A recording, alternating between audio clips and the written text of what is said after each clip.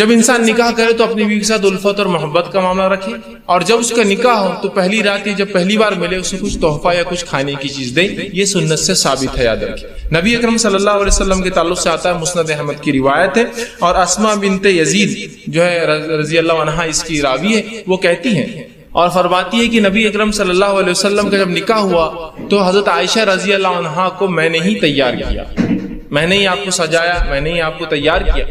جب میں نے آپ کو تیار کیا اور اس کے بعد یہ کہلوا بھیجا نبی اکرم صلی اللہ علیہ وسلم کہ عائشہ تیار ہے، نبی اکرم صلی اللہ علیہ وسلم ان کے پاس آئے. آپ کو ایک دودھ کا پیالہ دیا گیا، رسول اکرم صلی اللہ علیہ وسلم نے اس دودھ کے پیالے سے دودھ پیا اور پھر اس پیالے کو عائشہ کی طرف بڑھا دیا رضی اللہ عنہا. عائشہ نے وہ فرماتی کہ تھوڑا ان کو شرم آئی، جھجک محسوس ہوئی، تو آپ نے انکار کر دیا. اسماء کہتی ہے کہ میں نے غصہ کیا اور انہیں ڈانٹا اور کہا رسول اللہ دے رہے ہیں نا، پھر تم کیوں نہیں لے رہی؟ تو انہوں نے اس کو لیا اور تھوڑا سا پی لیا. اس کے بعد رسول اکرم صلی اللہ علیہ وسلم نے فرمایا تم لوگ بھی پیو. اور بھی عورتیں بیٹھی تھی، چونکہ عائشہ رضی اللہ عنہا عورتوں میں تھی اور ظاہر سی بات ہے وہ عورتیں پردے میں تھی، تو کہا تم عورتیں بھی پیو. ٹھیک ہے. تو انہوں نے کہا اللہ کے رسول صلی اللہ علیہ وسلم آپ پہلے پی لے، زیادہ بہتر ہوگا. پھر رسول اللہ نے دوسری بار پھر پیا. اس کو پی کر جو آپ نے پھر عورت جو اسماء رضی اللہ عنہا کو دیا. وہ کہتی ہے کہ میں نے وہ گلاس لیا اور اس کو میں پلٹانے لگی، گھمانے لگی، تاکہ میں بھی وہیں ہونٹ لگاؤں جہاں رسول اکرم صلی اللہ علیہ وسلم نے ہونٹ لگایا تھا. اس سے پتہ چلا کہ صحابہ کے ساتھ ساتھ صحابیات بھی کتنا محبت رسول اکرم صلی اللہ علیہ وسلم سے کرتی ہے. یہ محبت کا تقاضا ہے، جس سے آپ محبت کرتے ہیں اس کی ہر چیز کو آپ پسند کریں. جہاں سے آپ نے پیا وہاں سے پینا پڑتا. تو وہ کہتی ہے میں خاموشی سے لوگ نہ دیکھے گھما رہی تھی تاکہ وہاں سے پیوں جہاں سے رسول اکرم صلی اللہ علیہ وسلم پیا. اس کے بعد جب میں پی چکی تو رسول اللہ نے دوسری عورتوں سے کہا تم بھی پی لو. عورتوں نے شرما کر کہا کہ اللہ کے رسول نہیں تعالی. آپ نے کہا کہ دیکھو دو چیزیں ایک ساتھ نہیں ہو سکتی، بھوک اور جھوٹ. پی لو. مطلب کیوں شرما رہی ہو؟ پی لو. تم کو بھوک ہے میں جانتا ہوں، لیکن تم جھوٹ بول رہی ہو تکلف میں کہ نہیں ہم نے پی لیا. کہا پی لو، اور پھر نو عورتوں نے بھی پی لیا. سمجھ رہے ہیں؟ تو یہاں رسول اکرم صلی اللہ علیہ وسلم پہلی بار اپنی بیوی سے ملے عائشہ رضی اللہ عنہا، تو آپ نے کچھ دیا، مطلب کھانے پینے کی چیز. اور یہ بھی رحمت کا ایک حصہ ہے کہ انسان کچھ کھلا پلا. بہت سے لوگ کنجوس ہوتے، کچھ کھلاتے پلاتے نہیں کسی کو، نہ اپنی بیوی کو، نہ بچوں کو، نہ کسی کو. تو بہرحال بیوی سے جب پہلی بار ملے تو کچھ کھانے پینے کا دے. کچھ بھی ہو سکتا ہے آج کے دور کے اندر، آپ مٹھائی لے جا سکتے ہیں، اینی تھنگ، مطلب کچھ بھی ہو سکتا ہے جو محبت اور الفت بڑھانے کے لیے. اور کھانا پینا ایک ایسی چیز ہوتی ہے جس کے کرنے سے لوگوں میں آپ کی طرف محبت مائل ہوتی ہے. آپ دیکھیے کسی کو آپ بلانا چاہتے ہیں، کسی سے کچھ کام کروانا چاہتے ہیں تو کیا کرتے ہیں؟ چلو دھاوے پر، چلو کھانے پر. سر گھر پہ کب آ رہے ہیں آپ کھانے کی؟ پروموشن چاہیے آپ کو. ٹھیک. تو بہرحال کھانا ایک وہ ہے. تو یہاں شریعت نے کہا بیوی سے بھی الفت محبت کرو. تو پہلی بار جب آپ بیوی سے ملے تو چونکہ ہم بستری شروع ہوتی ہے اسی عمل کے بعد، اس لیے میں اس کو بھی رکھ رہا ہوں. تو کھلائے پلائے، کچھ دے. اور یہ کچھ بھی ہو سکتا ہے، آپ کے علاقے، سماج، ماحول کے اعتبار سے چیزیں ایکس وائی زیڈ بدل سکتی ہے. ٹھیک ہے بہرحال تو کچھ نہ کچھ کرے. دوسری چیز، جب بیوی سے پہلی بار خلوت مطلب علیحدگی میں جہاں کوئی آپ کو نہ دیکھ رہا ہو، جب خلوت میں ملاقات ہو تو آپ صلی اللہ علیہ وسلم نے فرمایا کہ جب خلوت میں بیوی سے پہلی بار ملے، اور یہ عمل ایک بار کے لیے ہے جو اب میں عمل بیان کر رہا ہوں، تو آپ نے فرمایا کہ جب ملے تو اس بسم اللہ کہے، اللہ کا نام لے، اور بیوی کا جو سر کا سامنے کا حصہ ہوتا ہے بالوں کا، ٹھیک، اس کو اپنے سیدھے ہاتھ سے پکڑے. ٹھیک، سیدھے ہاتھ سے پکڑے. سامنے کا سر کا جو بالوں کا حصہ ہوتا ہے ان بالوں کو سیدھے ہاتھ سے پکڑے. ٹھیک ہے، لیکن تکلیف دینی مطلب پکڑنا. آپ ظاہر سے اگر جمے ہیں تو ہاتھ رکھے، کھلے ہیں تو پکڑنا اچھی بات ہے. آپ نے حدیث میں آتا آپ نے پکڑا اس کو. ٹھیک، یہ آپ کھول بھی سکتے ہیں، اس میں کیا مسئلہ. بہرحال تو اس کو پکڑے، اور پکڑنے کے بعد اللہ کا نام لے اور ایک دعا کرے، جو کہ نبی اکرم صلی اللہ علیہ وسلم نے اس دعا جو ابو داؤد اور ابن ماجہ کی روایت ہے، یہ دعا کرے. اور یہ دعا صرف ایک بار کرنا ہے آپ کو جب آپ خلوت میں پہلی بار اپنی بیوی سے ملیں گے. ہم بستری سے پہلے یاد رکھیں. اور یہ دعا کرے اللہم انی اسألک من خیرہا وخیر ما جبلتہا علی.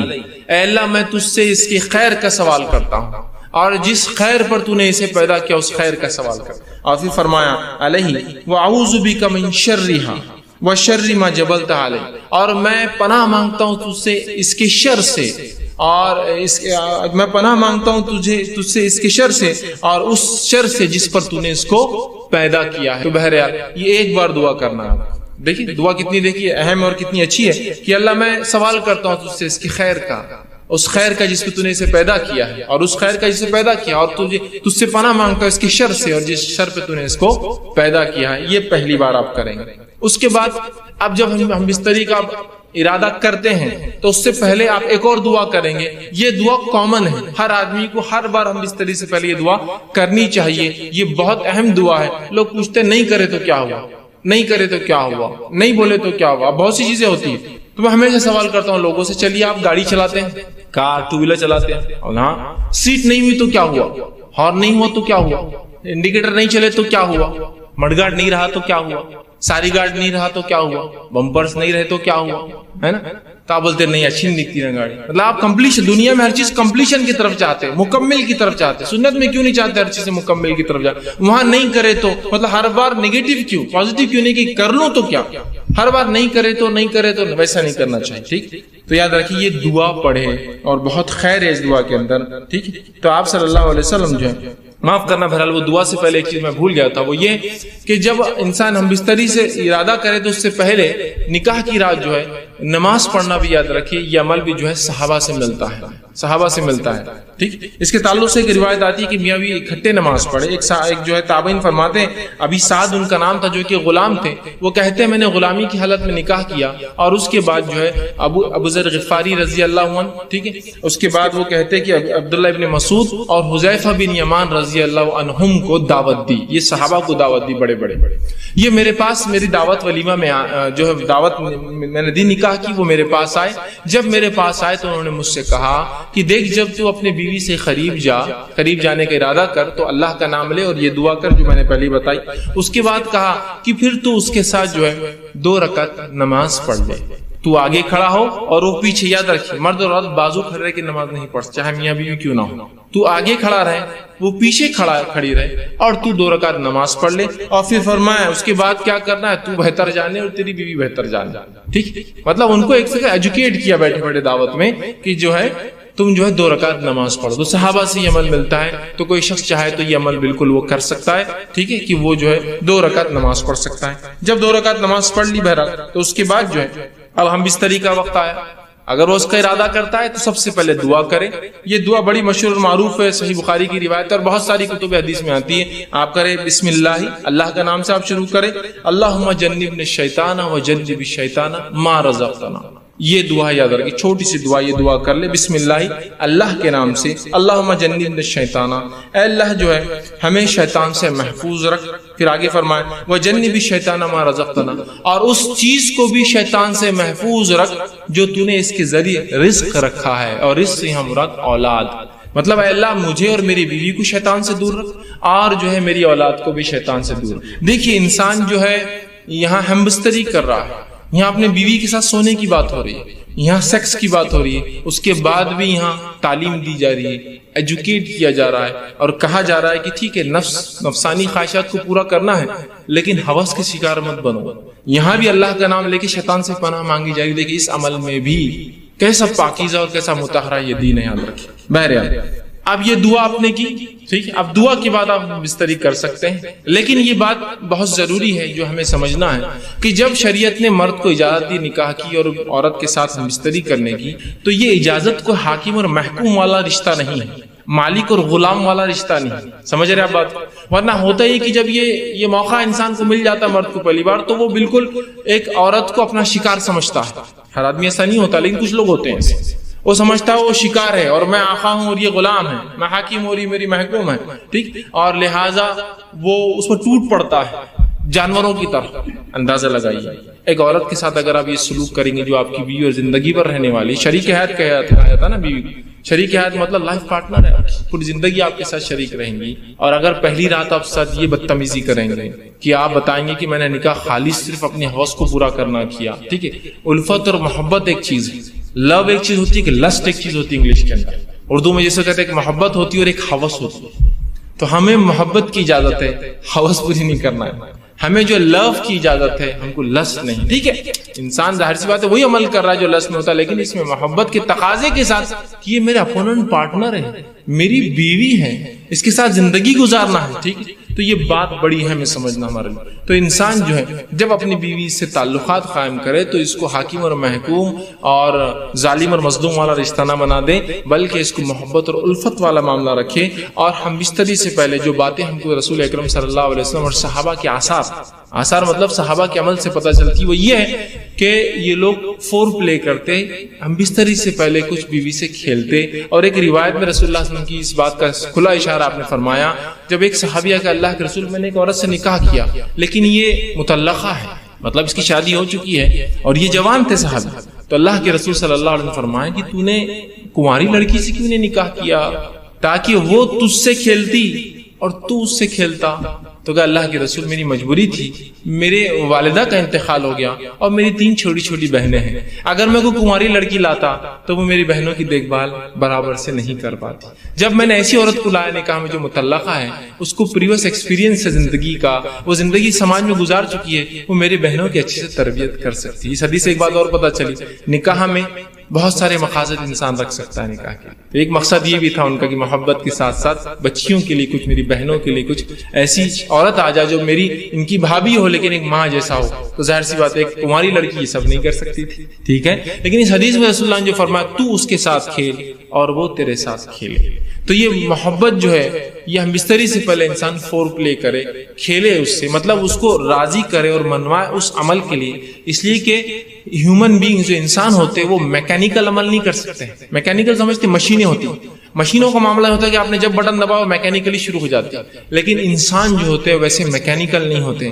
ان کو ذہنی تیار ہونا پڑتا ہے، پھر جسمانی فزیکل ریڈی ہونا پڑتا ہے، اس کے بعد انسان کچھ اعمال کر سکتا ہے. جیسے آپ کو کس سے ڈیل کرنا ہے کوئی انسان سے، تو بہت ساری باتیں ہوں گی، ملاقاتیں ہوں گی، ٹھیک ہے، اس کے بعد کوئی ڈیلنگ فائنل تک پہنچیں گے. سیم ویسے ہوتا ہے. تو اس بات کو ذہن میں رکھیں، اور بالخصوص پہلی رات میں تو آپ خاص طور سے اس کو یہ نہ کرے کہ ٹوٹ پڑنے کا معاملہ کرے، بلکہ سنت کو لحاظ رکھتے ہوئے، شریعت کا لحاظ رکھتے ہوئے، انسانی ذہنیتوں کا لحاظ رکھتے ہوئے، سامنے والے فریق کی، آپ کی بیوی کی عمر کا لحاظ بھی رکھ سکتے. ہو سکتا ہے کوئی انسان 40 سال کا اور نکاح 20 سال سے کیا ہو، جائز ہے بالکل. تو اب یہاں سمجھنا پڑے گا اس کی عمر کا تقاضا کم ہے، تو ظاہر سی بات ہے سمجھ رہے ہیں بات کو. یہ تمام چیزیں آپ جو ہے ذہن میں انسان رکھیں.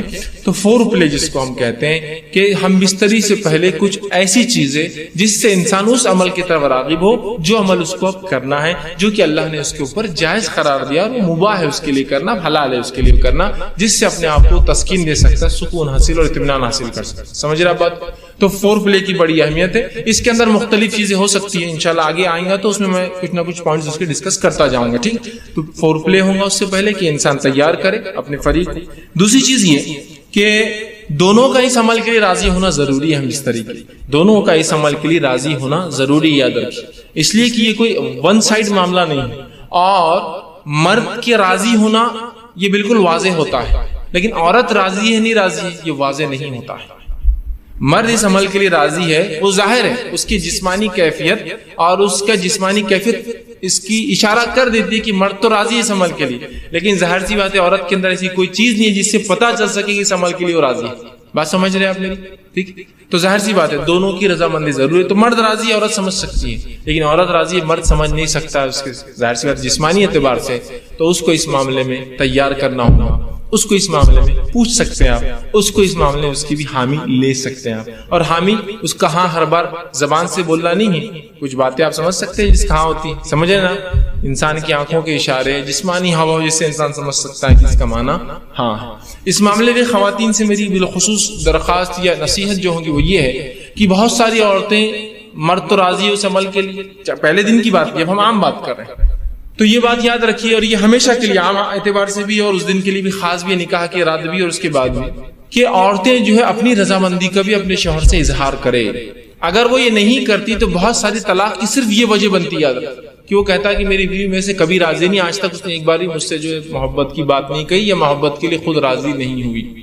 تو عورتوں کو بھی اس معاملے میں آگے حصہ لینا پڑے گا بڑھ کر، چونکہ یہ ایک ایسی چیز ہے جس میں صرف مرد شامل نہیں ہے. اگر عورت اپنا حصہ نہیں رکھیں گی تو مرد کے لیے، میں معاف کرنا الفاظ اگر میرے سخت لگ رہے ہو تو، لیکن سمجھیے اس بات کو، مرد کے لیے صرف آپ ایک کھلونا ہو جائیں گے، اس کے علاوہ آپ کی کوئی حیثیت نہیں باقی رہے گی. حضرت رسول اللہ کیا فرما رہے ہیں کہ تو اس کنواری سے نکاح کرتا تو وہ تجھ سے کھیلے اور تو اس سے کھیلے. دیکھیے الفاظ غور کیجیے حدیث کی، دونوں کے لیے کہا، یہ نہیں کہا کہ تو اس سے کھیلے، وہ تجھ سے کھیلے اور تو اس سے کھیلے.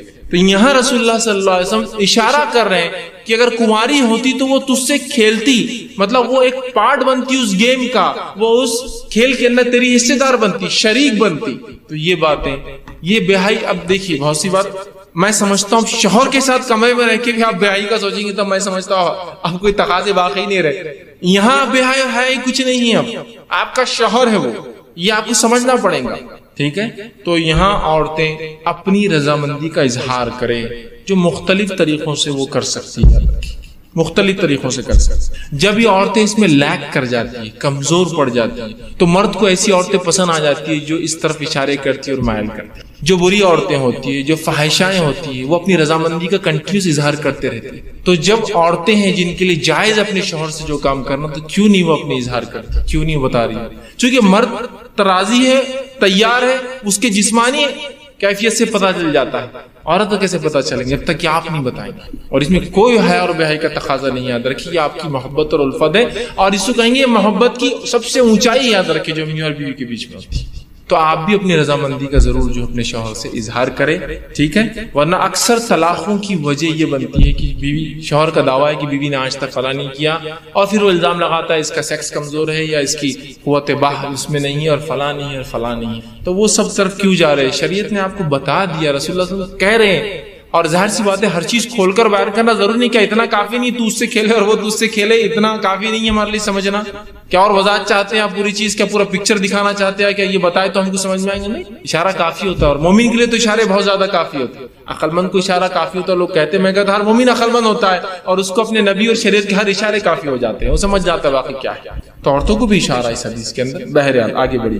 اب انسان جو ہے جمع کیسے کرے، یہ تو پہلے کا ہوا، اور کچھ باتیں نکاح کے لیے خاص اور کچھ عام تھی. اب نکاح کی رات بھی ہو سکتی ہے اس میں انوالو، اور ادر زندگی کا اور حصہ جہاں میاں بیوی ہم بستری کرنا چاہتے. اب جمع کیسے کرے؟ جمع سے مراد، جب میں الفاظ کہہ رہا ہوں تو شرمگاہ کا جمع ہونا اور ملنا اس سے مراد ہے، میرا یاد رکھیں. ٹھیک ہے کہ انسان اب جمع کیسے کرے، اس کے تعلق سے بہت ساری غلط فہمیاں ہوتی ہیں. انشاءاللہ آج اس کے ازالے کرنے کی کوشش کروں گا.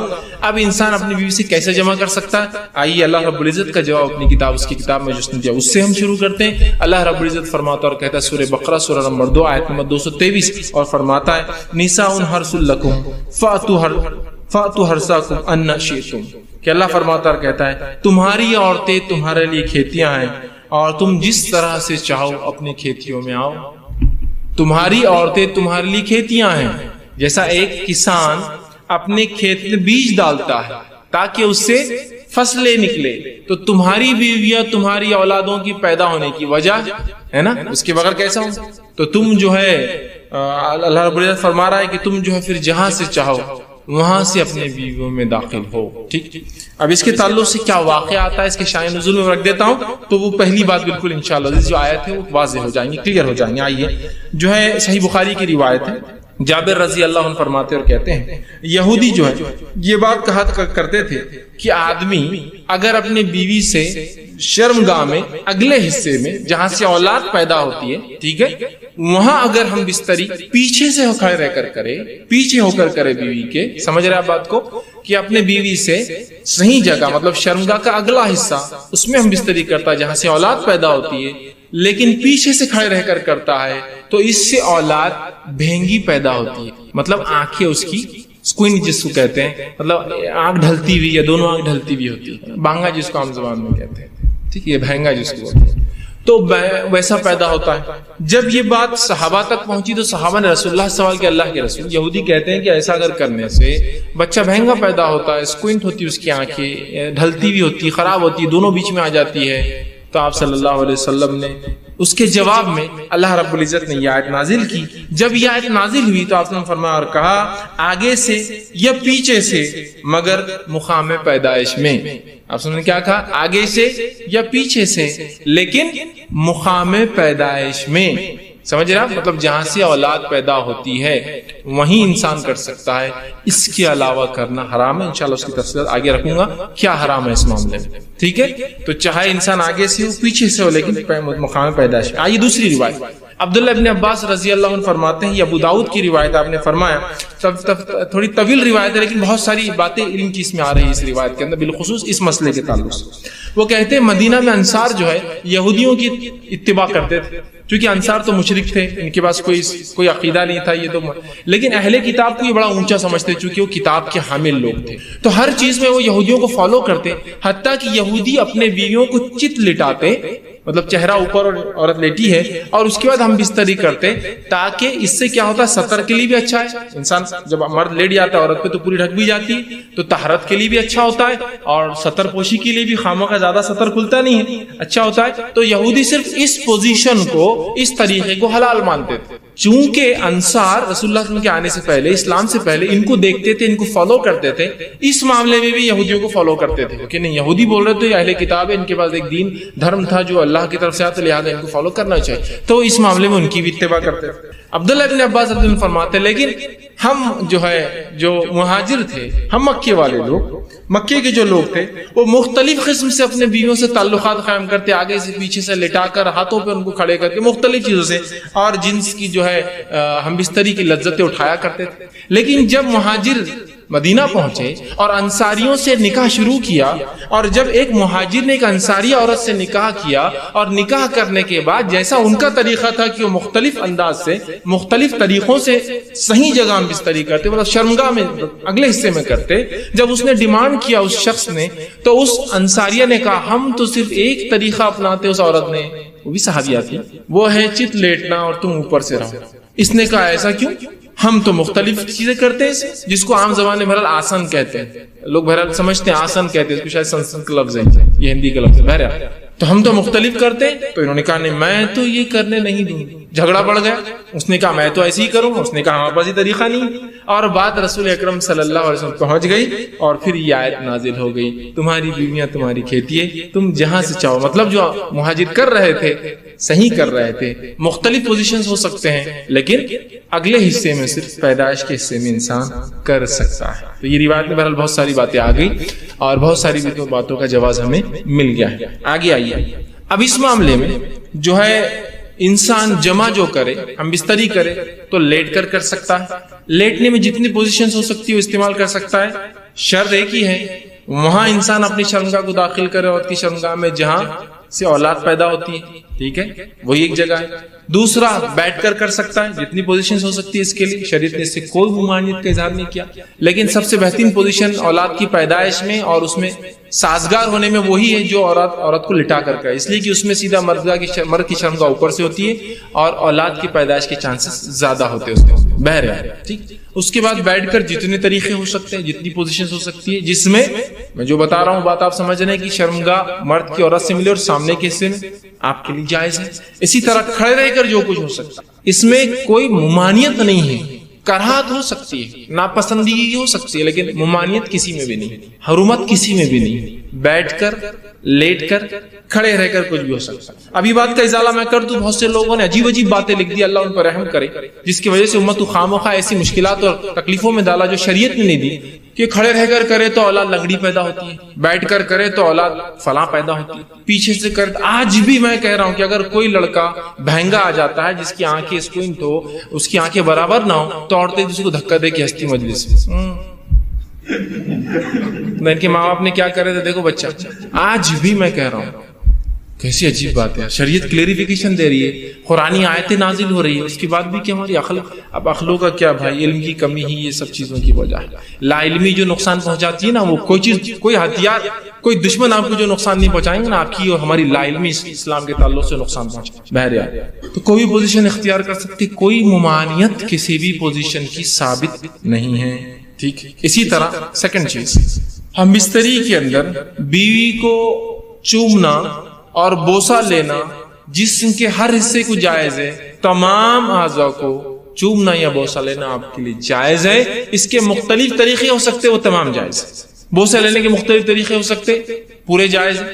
انسان جو ہے مختلف سر پہ لیتا ہے، پیشانی پہ لیتا ہے، گال پہ لیتا ہے، ہونٹ پر لے سکتا ہے، تمام جائز ہے۔ اس کے علاوہ جسم پر لے سکتا ہے، جائز ہے۔ تمام جسم پہ بوسہ لینا اور چومنا جائز ہے، انکلوڈنگ ایوری تھنگ میں کہہ رہا ہوں، ٹھیک۔ اس کے بعد دوسری جو غلط فہمی ہوتی، لوگ سوال کرتے ہیں، وہ یہ ہے کیا میاں بیوی ایک دوسرے کے جسم کو تمام حصوں کو ہاتھ لگا سکتے؟ تو ہاں، میاں اور بیوی اپنے جسم کے تمام حصوں کو ہاتھ لگا سکتے، انکلوڈنگ ملا کر اپنی شرمگاہ کا اگلا اور پچھلا حصہ، ہاتھ لگانے میں اجازت ہے۔ اسی طرح میاں اور بیوی اپنے جسم کے تمام حصوں کو دیکھ سکتے ہیں، انکلوڈنگ اگلا اور پچھلا حصہ شرمگاہ کا۔ کوئی نہ دیکھنا چاہے اس کا اپنا مسئلہ ہے، اس کی اپنی طہارت میں اس کا اعلیٰ مقام ہے، لیکن اس کی کوئی حرمت اور کراہت ثابت نہیں ہے، یاد رکھیے۔ اس لیے کہ آپ سے سوال ہے اللہ کے رسول ہم اپنے بیویوں کو کیا دیکھے اور کیا نہ دیکھے، تو کہا تم اپنے بیویوں کا سب کچھ دیکھ، اپنے بیویوں کا جو چاہو سب کچھ تم دیکھ سکتے۔ تو حدیث نے کھلی آپ کو اجازت دے رکھی ہے، چھونے کے معاملے میں تمام اعضاء اور دیکھنے کے معاملے میں تمام اعضاء۔ یہ بات اس لیے کہہ رہا ہوں کہ بہت سے لوگوں نے پتہ نہیں ایسی باتیں کہہ دی، اللہ رحم کرے کہاں سے لایا مجھے نہیں پتا،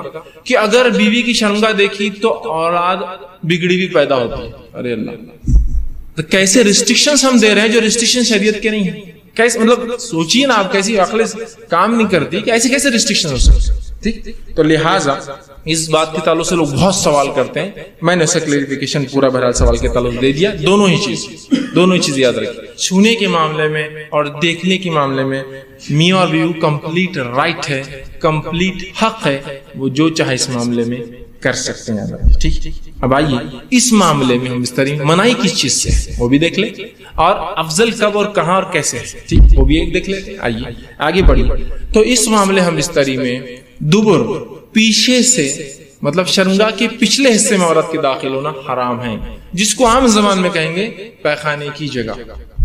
ٹھیک، عورتوں کے جو شرمگاہ ہوتی ہے وہ مردوں کے مقابلے میں مختلف ہوتی ہے اس معاملے میں کہ مرد کی شرمگاہ کا ایک ہی حصے سے پیشاب بھی نکلتا اور منی بھی نکلتا، لیکن عورتیں مختلف، تو عورتوں کے پیشاب کی جگہ الگ ہوتی ہے اور شرمگاہ الگ، جہاں اولاد پیدا ہوتی ہے وہ جگہ الگ ہوتی ہے، اور پیخانے کی جگہ الگ ہوتی ہے۔ تو مردوں میں 2 ہی حصے ہیں جہاں سے نکلتا، عورتوں میں 3 ہوتے ہیں۔ تو یاد رکھیے مرد کے لیے عورت کی جو ہے شرمگاہ کے علاوہ کوئی بھی عمل کرنا درست نہیں، اور بالخصوص دبر کی تو حرمت شریعت نے اتنی سخت ثابت کی۔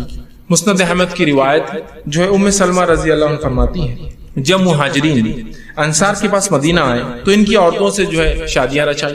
مہاجر عورتوں کو زمین پر لٹا کر یا ان کے ہاتھ کو زمین پر رکھ کر گھٹنوں کے بل ان کو کر جمع کرتے تھے، فائدہ اٹھاتے تھے۔ مہاجرین میں سے ایک آدمی نے انصار کی عورت سے نکاح کر لیا اور ارادہ کیا کہ ویسے ہی کام کرے جیسا وہ ان کے پاس چلن تھا کرے، تو اس نے انکار کر دیا اور کہا جب تک رسول اکرم صلی اللہ علیہ وسلم پوچھ کر نہیں آؤں گی یہ عمل نہیں کرنے دوں گی۔ اس نے کہا ٹھیک ہے جا پوچھ کر آ جا۔ وہ عورت صبح ہونے کے بعد رسول اکرم صلی اللہ علیہ وسلم کے پاس پہنچی، جب خدمت میں پہنچی تو بڑی شرم آئی، کیسے پوچھوں کیسے پوچھوں۔ تو ام سلمہ رضی اللہ عنہا جو آپ کی عزیز بیوی تھی ان سے کہا کہ ذرا آپ رسول اللہ سے پوچھ دیجئے نا کہ یہ عمل کیا جائز ہے۔ تو آپ صلی اللہ علیہ وسلم نے یہ آیت پڑھی جو آیت نازل ہوئی تھی سورہ بقرہ کی، میں نے پہلے رکھ دی، نساؤکم حرث لکم فاتوا حرثکم ان شئتم، تمہاری بیویاں تمہاری کھیتی ہے، جہاں سے چاہو داخل ہو جاؤ، جو ہے اور وہ آگے اللہ کے سوا نہیں مگر ایک ہی جگہ مقام پیدائش کا داخل ہو، لیکن نہیں مگر ایک ہی جگہ مقام پیدائش۔ تو اس سے پتہ چلا دبر میں داخل ہونا، پیخانے کی جگہ یا انال سیکس جس کو کہتے ہیں شریعت میں حرام ہے، اور اتنا سخت حرام ہے کہ اس کی حرمت کے تعلق سے 3 ہی حدیثیں رکھتا ہوں آپ کے سامنے۔ پہلی حدیث آپ سے فرماتے ترمذی اور ابن حبان کی روایت، آپ نے فرمایا اور کہا اللہ تعالیٰ ایسے آدمی کی طرف نہیں دیکھیں گا یا دیکھنا گوارا نہیں کرے گا جو اپنے بیویوں سے دبر میں جمع کرتا تھا، پیخانے کی جگہ جو ہے جمع کرتا تھا، اس کی طرف دیکھنے والا نہیں اللہ کا مطلب، اللہ کا نہیں دیکھنا مطلب اللہ کا رحم نہیں کرنا۔ دوسری روایت ابو داؤد کی روایت، آپ سے فرماتے وہ آدمی ملعون ہے، اللہ کے نزدیک لعنتی ہے، فرشتوں کے نزدیک لعنتی ہے، انسانوں کے نزدیک لعنتی ہے، جو فرماتے ہیں جو محاش یعنی دبر میں عورت کے داخل ہو۔ دوسری روایت۔ تیسری روایت بہت سخت ہے، آپ سے فرماتے ہیں نسائی کی روایت، آپ نے فرمایا جس آدمی نے حائضہ عورت سے ہم بستری کی، جس آدمی نے اپنے بیوی سے دبر میں دخل کیا، اور جس آدمی نے یا عورت نے جو ہے کسی کاہن کے پاس جایا، نجومی کے پاس گیا اور اس کی بات کی تصدیق کی، ہاں یہ تو صحیح کہہ رہا ہے، اس نے اس چیز کا انکار کیا جو محمد پر نازل ہوئی، مطلب وہ شریعت کا منکر ہے، وہ کافر ہے۔ اب لا علمی میں سمجھتا ہوں کتنے لوگ یہ گناہ کر چکے ہیں اپنی زندگی، لوگوں کو لگتا ہے یہ تو کوئی بات ہی نہیں، روٹین آف لائف ہے۔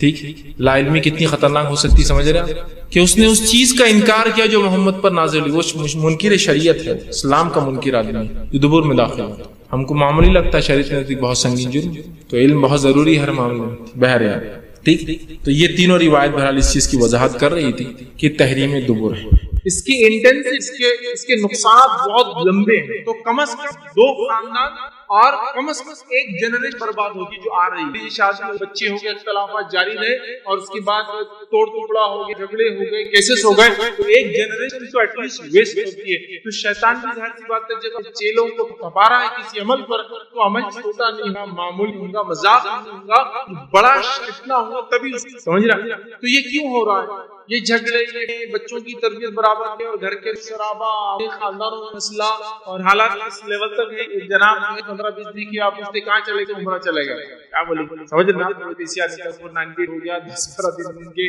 کسی نے بیل کیا 15 دن ہو گیا, آ گئے. اور یہ ایک دم کامن, بلکہ اس حد تک ہے, اس شعبے سے تو میرا خود کا تعلق ہے, اس لیول تک ہے کہ آپ کیا کہوں, مسلم ایریا کے اندر لوگ آنا چاہتے ہیں, تبادلے لوگ کرواتے ہیں. کیا میں ڈیٹیلز, کیونکہ مسلمان اپنے اس سے بہت ڈرتا ہے, اور 98 کو ڈال دیں گے تو یہ نہیں چاہیں گے ایسی گھر کی عورت وہاں تک جائے, لہٰذا اس کچھ کریں گے تاکہ. تو آپ اندازہ لگائیے, ہمارے ڈیوز ہے 100 کیسز ہمارے بنتے ہیں کورٹ کے اندر, تو میری بات لکھ لیں 70 میاں بیوی کے اختلاف ہوتے ہیں, 70 چوری بھی ہوتی ہے, مرڈر بھی ہوتا ہے, ریپ بھی ہوتے ہیں. مسلمانوں کا پرسنٹیج بہت کم ہے, لیکن 70% کیسز اور صرف میاں بیوی کے اختلاف کے. تو ٹاپک مثالی میاں بیوی ان کے لیے نہیں, یہ ٹاپک پورے معاشرے اور سماج یا ان کے لیے جو شادی شدہ یا ان کے بھی جو غیر شادی شدہ ہے, لیکن ظاہر بھی شادی ہوں گی, اگر وہ مثالی ہسبینڈ وائف جو ہے وائف ہسبینڈ نہیں بنیں گے تو پرابلمس ہونے والے, سماج میں برائیاں اور بڑھنے والی ہے, اتنے فساد اور ہونے والے, لہٰذا اس کی ضرورت ہے. بلکہ میں تو یہ کہوں گا کہ جب دو لوگ نکاح ہونے والا ہے ان کی کاؤنسلنگ کی جائے پہلے اور پھر نکاح کیا,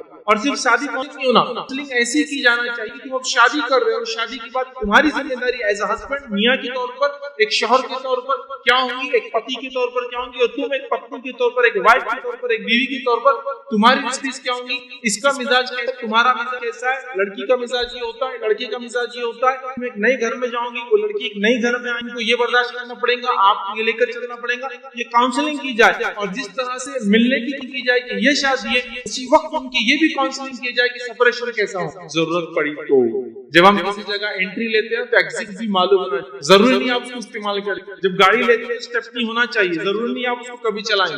جب گھر بنا کے فائر ایکسٹنگشن لگا ہوا ہوتا ہے, 20 سال میں ایک بار اور 50 سال میں زندگی بھر پھینکنے میں جاتا ہے, نیا لایا جاتا ہوتا ہے. ان کیس ضرورت پڑتی ہے تو یہ بھی کاؤنسلنگ کا پارٹ کی شادی نکاح ہے, اس کی کاؤنسلنگ میں طلاق کیا ہو ایکسپلین کیا جائے تاکہ اگر ایڈوس کرنا پڑے اس کا بھی طریقہ معلوم. بہرحال مسئلہ یہ ہے, نہ شادی کو بتا رہا ہے کہ کیا کیا ہمارے نوجوان مرد اور ہمارے لڑکیاں جو سوچ میں بتاتا ہوں, ان کی سوچ یہ کہ ابا نے امی کے ساتھ کی جو میں ویسا بننا ہے مجھے, سمجھ رہے. لڑکیوں کی سوچ کیسا, امی نے ابا کو اتنا دبا کے رکھا آج تک میرے کو ایسی بننا ہے جا کے, یہی سوچ لے کر آ رہا. مطلب کون کس پہ غالب آتا, جاتے ہی پہلا کون کرتا وہ اپنے کو پلان کرتا. پہلا شوق دینا ہے, ایک دم تڑی دوں گی, یہ کروں بھائی کے نام یہ کروں گی, ساس کو دبا دوں گی, ادھر بھی پلاننگ ہے میری شادی ہوگی, اب جاتے ہی دبا دوں گی, اس نے ایسا کر کے دیکھ جاتے تھے ننندوں کو تو اکھاڑ کے پھینکنے کرنا, وہ ایسے فلاں ایک شادی ناک پہ چڑھ کے فلاں ایسا اس کو بھی لوگ بول رہے دیکھ بلا رہا لاتے بھی ایسا سلوک کرنا, بس اٹھ کے بالکل بڑھیا بالکل اتنا دیکھو رکھنا ہے. یہ بھی پلاننگ ری پلاننگ بول لے کے, کیونکہ دونوں کے پاس کوئی رول ماڈل, انہوں نے نبی اکرم صلی اللہ علیہ وسلم کو ایز اے ہسبینڈ نہ لڑکوں نے دیکھا نہ عورتوں نے ہماری امت کو ایز اے وائف کبھی دیکھا بیوی کیسی ہونا چاہیے. دونوں کے ایگزامپلس کچھ اور ہی. یہ الگ بات ہے اگر واقعی ان کے والدین اور ان کے شادی شدہ لوگ قرآن و سنت پہ ہے اور وہ مثالی میاں بیوی, ایک الگ بات ہے, ان کو بھی لیا جا سکتا ہے. وہ مثالی نہیں ہوتے عام طور سے, نالج ہی نہیں ہے اسلام اور دین کا. میں الزام نہیں لگا رہا اسی پر, لیکن یہ حقیقت ہے, آپ سمجھ رہے بات.